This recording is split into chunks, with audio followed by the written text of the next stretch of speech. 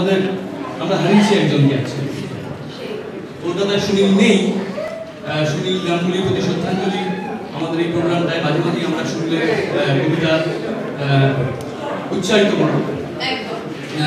একদম রিসেন্ট কবিতা, মারা যাওয়ার আগে 78 বছর বয়সে এবছর আনন্দবাজার পত্রিকা শারদিয়ার তার শেষ কবিতা তার নিজের সহধর্মীর উদ্দেশ্যে অমৃতসর শহরের একটা হোটেলের ঘরে বসে লিখছে। কবিতার নাম সাথী তোমার সঙ্গে। এটা নিরঞ্জন পাঠ করতে লাগবে 78 বছর বয়সে।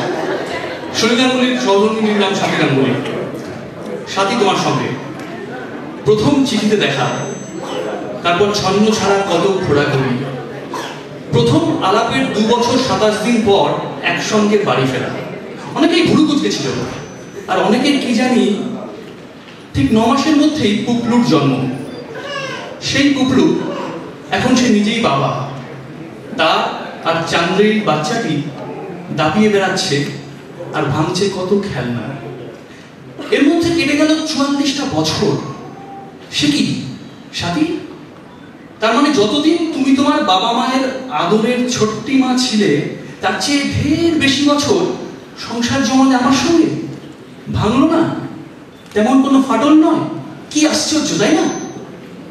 আমার মা তোমাকে 2 চোখে দেখতে পারতেন না।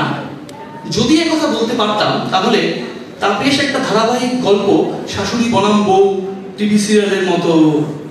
তার বদলে অন্য পুত্রবধূদের তুলনায় তুমি হয়ে উঠলে সেই অতি একদেশদর্শী, জেদি, কোনো যুক্তি না মানা মহিলার 2 নয়নের মণি।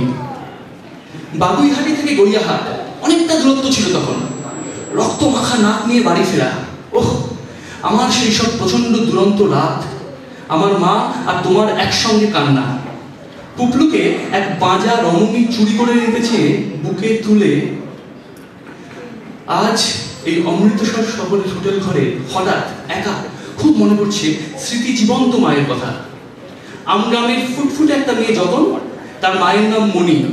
আমি সেই মণির বড় আদরের নাতি। কেন এত সিগারেট খাচ্ছি, কেন মদের গ্লাসে চুমুক, ওরা কেউ নেই। সাথী, মা তোমাকে এত ভালোবাসতেন বলে তোমাকে আরো বেশি ভালোবাসতে ইচ্ছে করেছে। মনে হচ্ছে যেন তোমার হাতটা একবার ধরলেই মাকে আমার একটুখানি ছোঁয়া। সুনীলের শেষ কবিতা আনন্দবাজার, শারদীয় আনন্দবাজারে প্রকাশিত। 78 বছরের প্রৌঢ় সুনীল গঙ্গোপাধ্যায়।